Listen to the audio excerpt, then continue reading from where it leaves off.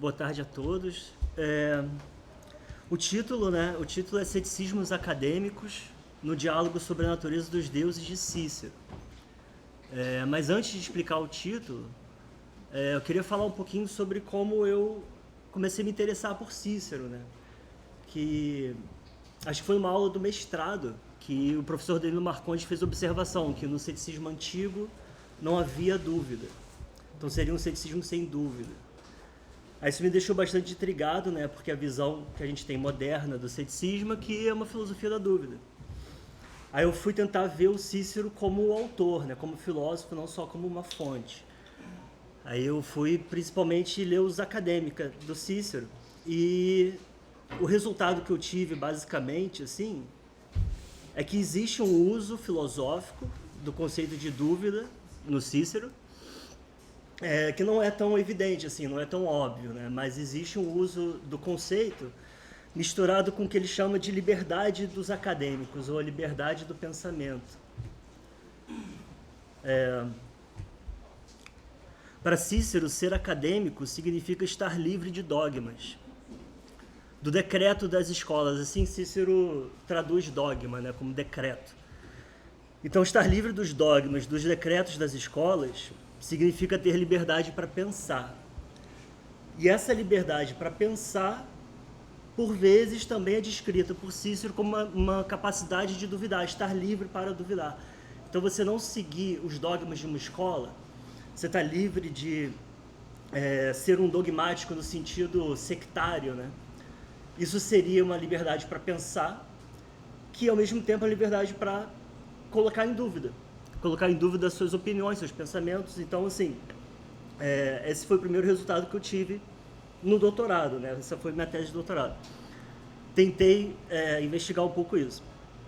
Outra diferença, outra forma de Cícero pensar o que é ser acadêmico, diz respeito à verdade, né? Os dogmáticos se julgam capazes de atingir a certeza. Eles se julgam na posse de um critério de verdade.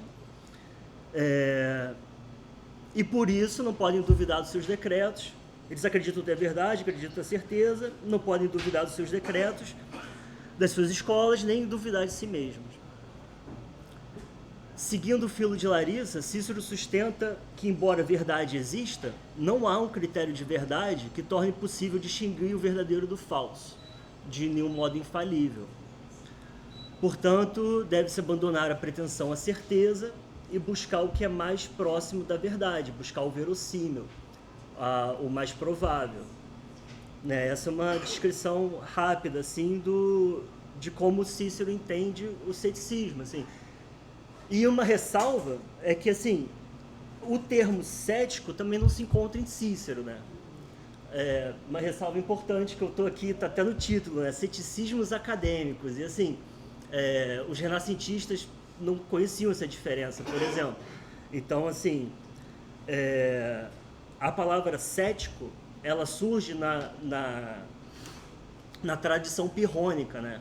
Então, contar a história assim muito rapidamente, dentro da Academia de Platão, né, quando surge Arcesilau debatendo com os estoicos, com Zenão, dizem que ele inaugura a nova academia, que é uma fase cética na academia. Depois de Arcesilau tem Carneades. Na época de Cícero, já no século I a.C., tem dois filósofos importantes dentro da academia, né? Um é Filo de Larissa, que foi mestre dele, e o outro que também foi mestre dele. Cícero estudou com um monte de filósofos em Roma, em Atenas também, passou uma temporada. Antíoco de Ascalão. Esses dois dizem que Filo seria a quarta academia e Antíoco a quinta academia. Então, existe essa leitura também. Então, assim, a gente não vai achar a palavra cético em Cícero, mas o que a gente entende é que o ceticismo pirrônico surgiu de uma dissidência interna da academia. Filo começou a dogmatizar, Filo, como Cícero, né, diz assim, existe a verdade, só não existe um critério de verdade. Isso já seria mais do que Arcesilau admitia ou Carneades admitia.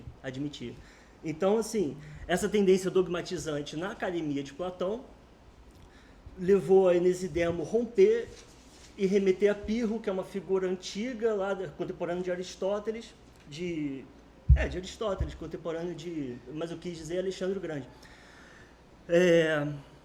E surgiu o ceticismo pirrônico. Então a gente tem essas duas vertentes, né? essas duas tradições assim de filosofia cética antiga, né? A pirrônica e a acadêmica. E Cícero não se refere a Enesidemo ou o pessoal mesmo pirrônico, assim, ele não se refere, ele não usa a palavra cético. Então, se você for ler a obra de Cícero, ele está falando do que a gente reconhece como ceticismo, mas em nenhum momento ele usa a palavra cético. Só um parênteses longo. E continuando assim uma descrição breve do ceticismo acadêmico do Cícero, né, para usar essa expressão, no prólogo do Sobre a Natureza dos Deuses, que é o assunto de hoje, né, ele defende a sua filiação à academia, como ele costuma ter que fazer, e ele explica que segue, cito, o método de argumentar contra tudo e de expressamente não formar nenhum juízo, que foi originado por Sócrates, retomado por Arcesilau e consolidado por Carnéades, e que tem como propósito argumentar contra todos e em favor de todos os filósofos para descobrir a verdade. Então, assim que ele descreve, né, no prólogo, a gente vai ver melhor o livro, mas assim, no prólogo, rapidamente ele descreve o ceticismo, dizendo, é para isso, né, é dessa forma que eu entendo o meu método, né? Isso que significa ser acadêmico. Ser acadêmico, então, é ser capaz de usar o argumento pró e contra, argumentar contra todas as escolas, de modo não a suspender o juízo, que teria sido assim, que Arcesilau, né? Que eu falo, você argumenta pró e contra e suspende o juízo. Esse seria o resultado cético que a gente entende. Mas Cícero fala, cujo propósito é argumentar contra todos, em favor de todos, para descobrir a verdade. Mas não é possível descobrir a verdade de uma maneira definitiva. Então ele vai usar a ideia da probabilidade, tentar se aproximar o máximo possível da probabilidade. Então essas são as ideias básicas. Assim, o Giovanni Reale usa a expressão probabilismo eclético para descrever o ceticismo de Cícero, porque desobstruído das amarras doutrinárias e atento contra a presunção dogmática, né, não se julgar na posse da verdade, ele pode investigar livremente, argumentando pró e contra todas as doutrinas, a todo momento buscar a máxima verossimilhança e probabilidade.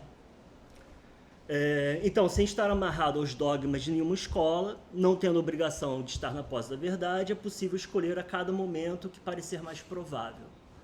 Né? Em linhas gerais, assim, esse seria o probabilismo eclético do Cícero, que a gente gostaria de chamar de ceticismo acadêmico. Mas aí fica a questão de onde ele se situa dentro da tradição cética. Né? Então, assim, a estrutura da obra, né? Ceticismos acadêmicos sobre a natureza dos deuses. Então, sobre a natureza dos deuses é um diálogo, ele é dividido em 3 livros, há 3 personagens, o Caio Velleio, o Lucílio Balbo e o Aurélio Cota. Todos eles são descritos como assim, líderes das suas escolas filosóficas. O Velleio é um epicurista, o Aurélio Cota é um acadêmico e o Balbo é um estoico. E os 3...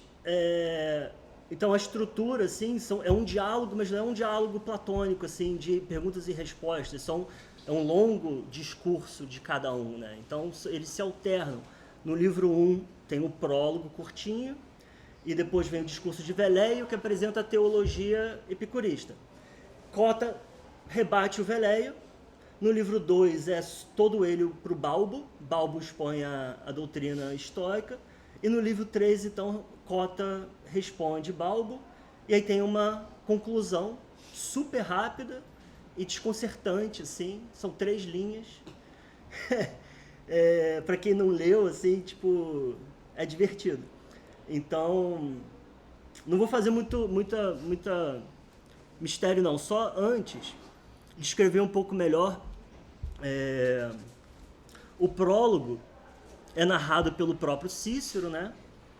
E ele está numa conversa com Brutus sobre a natureza dos deuses, ele faz algumas considerações sobre o tema, a gente vai ver mais abaixo, uma breve descrição do ceticismo acadêmico, que a gente já viu um pouquinho. Defende a filosofia, o seu projeto de difundir a filosofia em latim, né? Defende isso, como ele costuma fazer também, nesses livros de 45, 44 a.C., finalzinho da vida dele, os últimos livros dele. Em seguida, ele se recorda do diálogo que ele presenciou muitos anos antes sobre o mesmo assunto. E ele passa a narrar esse diálogo para Brutus. A estimativa é que tenha sido 30 anos antes, né? Então ele está escrevendo em 44, e supõe assim que esse diálogo teria sido tipo 78 ou 76 a.C. Então já tem essa quebra, né, temporal, assim. Então, assim que começa, Cícero, a convite de Cota, chega na casa do Cota, que está com o Balbo e o Veléio, e Cota diz, a gente está debatendo a natureza dos deuses, assunto que sempre me pareceu extremamente obscuro. E aí Veléio cumprimenta Cícero e ele diz, com sua chegada, Cícero, Cota acaba de ganhar um aliado, pois ambos, como discípulos de Filo de Larissa, aprenderam a nada saber. Aprenderam a nada saber é maravilhoso, né? E Cícero responde que não está lá como um aliado de Cota, mas apenas como um ouvinte, sobretudo um ouvinte imparcial, sem preconceitos e sob nenhuma obrigação a sustentar qualquer opinião fixa. E começa o discurso de Veléio, né? Então, basicamente, essa é a estrutura do livro, assim.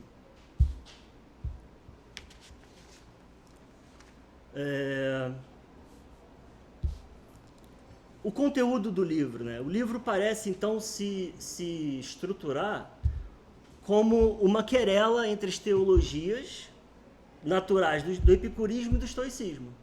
Né? Então, quem teria razão, epicuristas ou estoicos? Parece se tratar disso. Cota é um acadêmico e ele vai contra-argumentar contra os dois. Beleza. Então, assim, resumidamente, né? Para Epicuro, os deuses existem, pois a natureza imprimiu uma concepção deles na mente dos homens. Logo, a crença nos deuses se apoia no consenso unânime de toda a humanidade. Os deuses são seres abençoados e imortais, o que também está esculpido em nossas mentes. Eles possuem a forma humana, por ser a mais bela, mas não são corpóreos, e sim semelhantes à substância corpórea. Em latim, coloca quase corpus. Os deuses são inteiramente inativos. O mundo foi feito pela natureza sem necessidade de um artífice para construí-lo. Né? Porque os deuses são abençoados e são mortais e são perfeitos, então eles não trabalham, né? Eles não ficam nesse esforço de ficar mantendo a natureza em funcionamento. Isso seria estranho para Epicuro. E Balbo vai até brincar assim, que o seu mestre, na verdade, é uma criança preguiçosa, assim. Mas na parte dos estoicos agora, o discurso do Balbo. Argumentos não são necessários para provar a existência divina, bastaria olhar para o céu estrelado. Deus é uma crença inata na mente de todos os homens, de todas as nações. A existência dos deuses é uma verdade manifesta, tão óbvia que duvidar da existência divina seria o mesmo que duvidar da existência do Sol. Então, assim, uau, é muito óbvio, né? Quem duvidaria da existência do Sol, antes de Descartes? A providência divina é demonstrada pela regularidade da natureza. Esse parece ser o principal argumento, né? Eles dividem em 4, mas esse é o quarto. A regularidade da natureza, que não pode ser um mero efeito do acaso. Inclusive, a inteligência humana nos leva a inferir a existência de uma mente no universo, uma mente que é divina. De outro modo, de onde o homem teria desenvolvido a inteligência que possui? Né? E Cícero atribui esse argumento a Sócrates no Xenofonte. Deus é o próprio mundo ou a natureza que é inteligente, racional e sábia. Então, assim, esse é um resumo do conteúdo, né, de epicurismo e estoicismo ali no diálogo. Mas esse parece ser o assunto, né, a querela, o debate principal. Mas retomando o título, ceticismos acadêmicos, assim, no plural, se refere aos diferentes ceticismos entre o Cícero narrador e o ceticismo de Cota. né? Cota é um pontífice. Isso não é declarado de início, mas a gente logo descobre, assim, na conversa com o Velleio. Cota é um pontífice, sacerdote, que é um sacerdote responsável pela administração da religião pública, né? É um cidadão eminente, claro, ele foi cônsul, inclusive, em 75. Cota é um personagem real, assim, é um homem de carne e osso, assim, que entra na ficção aqui como personagem. E o filósofo acadêmico. Então, assim, devido a essas semelhanças entre Cícero e Cota, Cícero foi álgore também, né? Ele era álgore. Devido a essas semelhanças, Cota pode ser visto como porta-voz de Cícero no diálogo. Inclusive, já na introdução da cena do diálogo, Cota utiliza a mesma palavra que Cícero, lá nas primeiras linhas, falando com Brutus. Né? Os dois falam a mesma coisa, tipo, a natureza dos deuses sempre pareceu muito obscura, extremamente obscura, perobscuro. Mas além de ser possível identificar diferenças entre o ceticismo de Cota e Cícero narrador, faremos isso adiante, é sobretudo devido à conclusão que somos levados a pensar nos diferentes ceticismos. Então, a conclusão é assim, fomos embora, e a Velleio, a exposição de Cota é que parece ser a mais verdadeira, e para mim, a de Balbo, que parecia estar mais propensa à semelhança com a verdade. Algo assim. Então, assim, Cícero, né, ele parece adentrar o espaço da consciência, assim, e ele fala, a mim, a exposição de Balbo pareceu mais verdadeira, se aproximar mais da verdade. E a Velleio, a exposição do Cota pareceu mais verdadeira. Então, assim, Cícero aprova a teologia estoica. Ele é um acadêmico e aprova a teologia estoica. Como funciona isso, né? É desconcertante esse final, assim. Então, primeira coisa que vem à mente é assim, como bom probabilista eclético, Cícero faz uso da sua liberdade de pensamento e ele escolhe o discurso de Balbo por lhe parecer mais verossímil. Velleio, como Cícero nos comunica, concede o seu sentimento para o ceticismo acadêmico. Com esses resultados, o diálogo ficaria assim, o placar do diálogo, né?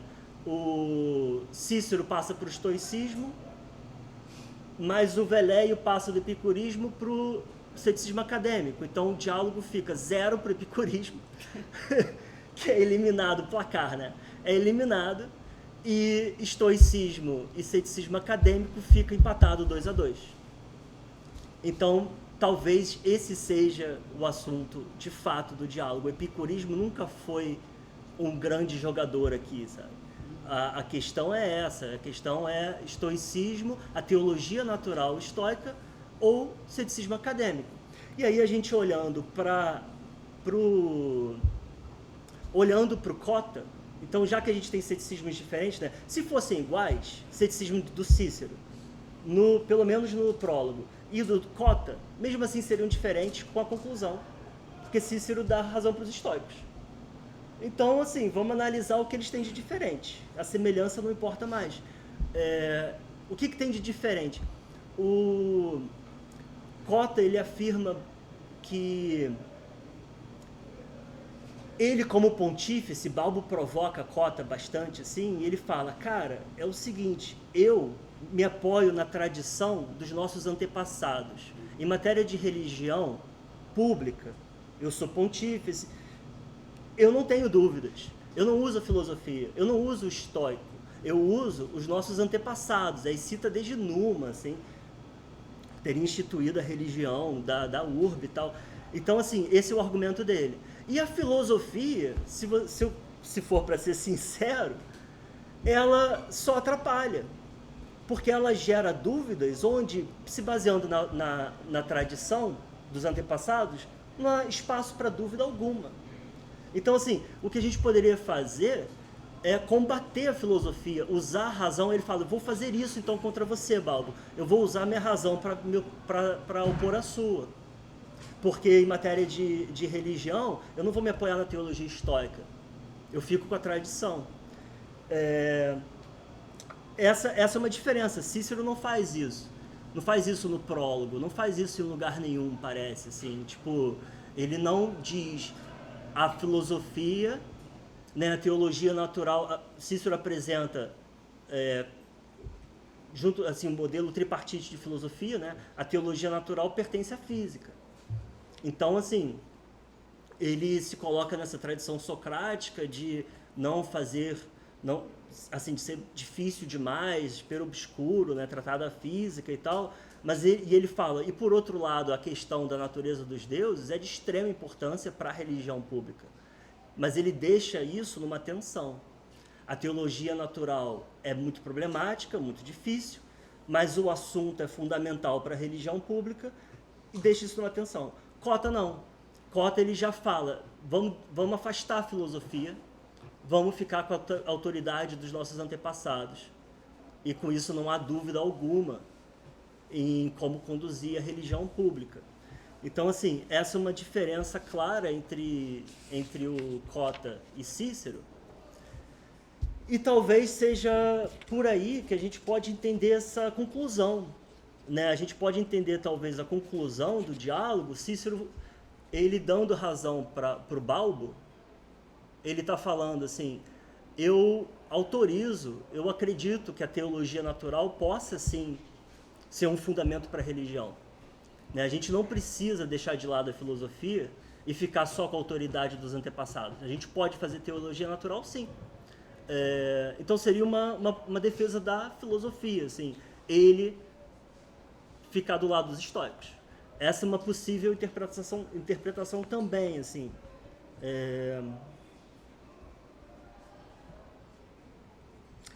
Tem também a regularidade da natureza, é uma possibilidade que Cícero goste desse argumento, né? Ele estava traduzindo Timeu, ele tem, assim, é uma possibilidade. E sobre